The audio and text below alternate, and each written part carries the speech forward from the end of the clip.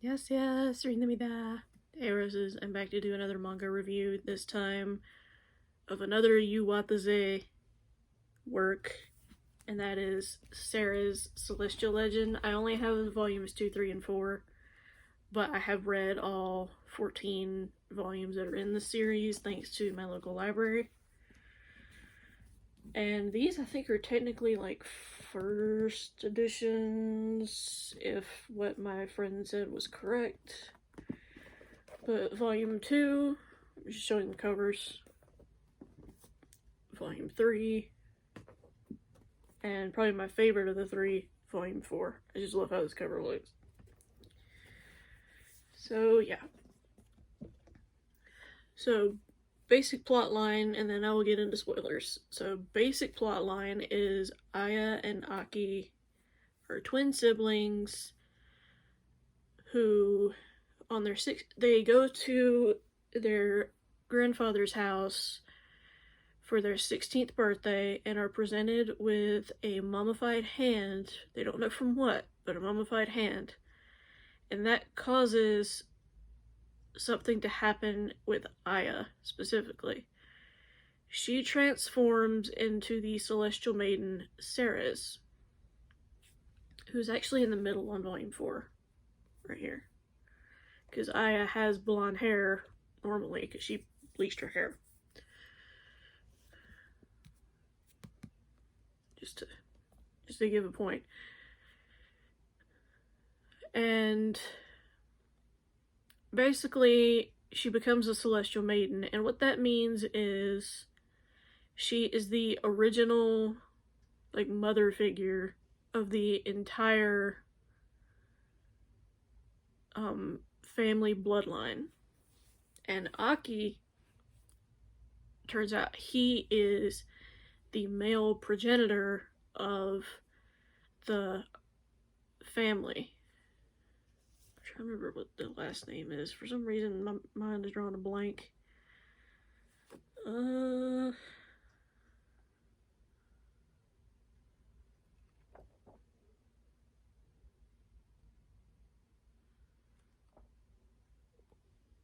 Remember the name. What is the name?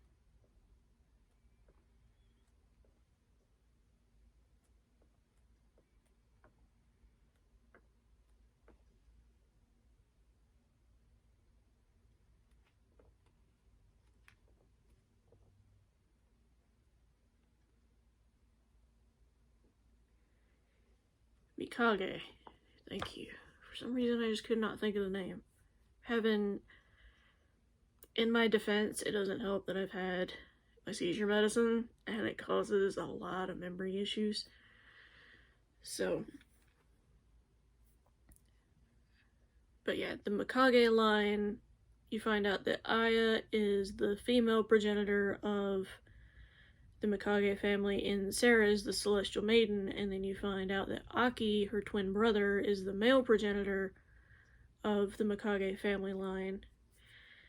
And it's basically about Aya on the run, because whenever there is a young girl that has the Celestial Maiden blood in her, the Mikage family line immediately kills them.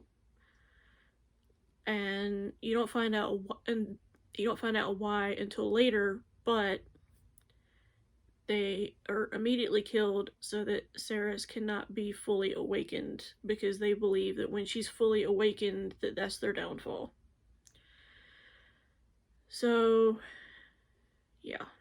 Aya's on the run, and it's all kinds of chaotic, and the family bodyguard, Toya, probably my favorite character, to be honest, he is hired as a bodyguard for the Mikage family, but he helps Aya escape because he feels this connection to her that he just can't pinpoint. So it's just about him helping her get to safety as best as he can within his limits, so as not to betray the Mikage family, because the Mikage family holds the key to his lost memory. He has lost his memory, he has no idea who he is. He just knows the word Mikage, and that's it. that's how he came to come across the Mikage family, is that was the only key word that was a trigger for him. Okay, now that I've gotten the basic plotline out of the way, if you do not want spoilers, feel free to click off now. I will not be offended in any way. I know some people get mad when things are spoiled. I'm totally understand that. So, yeah. If you do not want spoilers, feel free to click off now. Okay, for those of you guys that have stayed, what ends up happening is Aya has found shelter with the Aogiri family, which is Suzumi and Yui. Yui is a up-and-coming young chef who knows martial arts, and Suzumi is his sister-in-law from his older brother's marriage, who runs a dance studio to teach like traditional dance and things like that. But Yui's older brother passed away, but Suzumi still lets Yui stay with her to, help run the studio and also like run the household behind the scenes. There's also another character under the Aogiri household named Mrs. Q, who's absolutely hilarious. I freaking love her.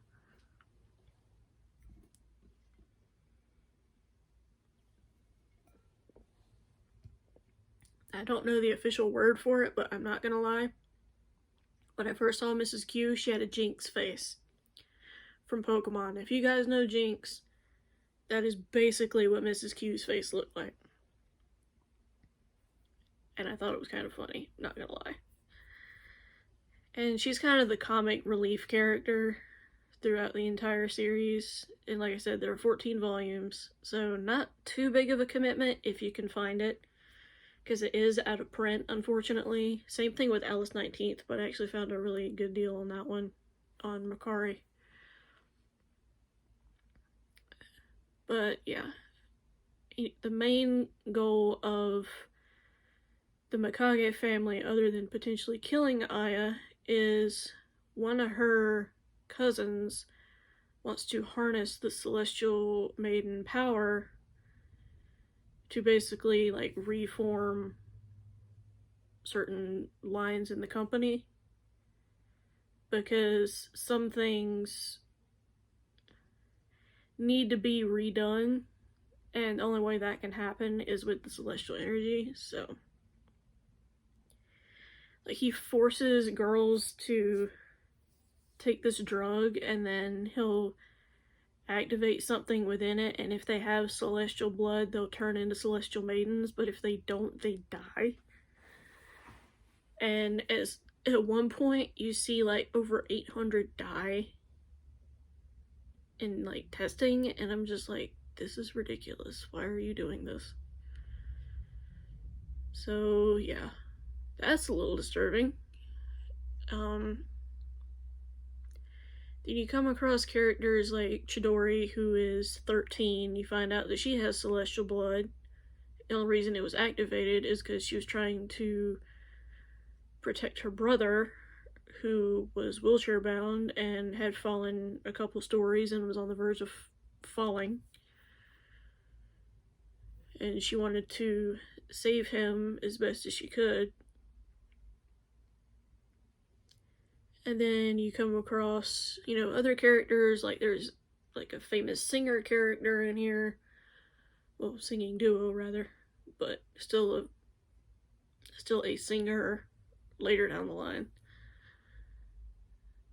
And then you've got, like I said, Toya, who is probably my favorite character out of the whole series. I freaking love Toya. If you've read the series, you know why. But I freaking love Toya so much. He's probably my favorite, and I actually liked Ceres, the manga series, so much that I got the art book, which I've never done for a series before, which just shows how much I like the series. So, yeah. I'm going to end the review here because I do not want to spoil anything farther. But hopefully you guys enjoyed this review video, and I will talk to you guys soon. Another video, another time. Bye, roses. Annyeong.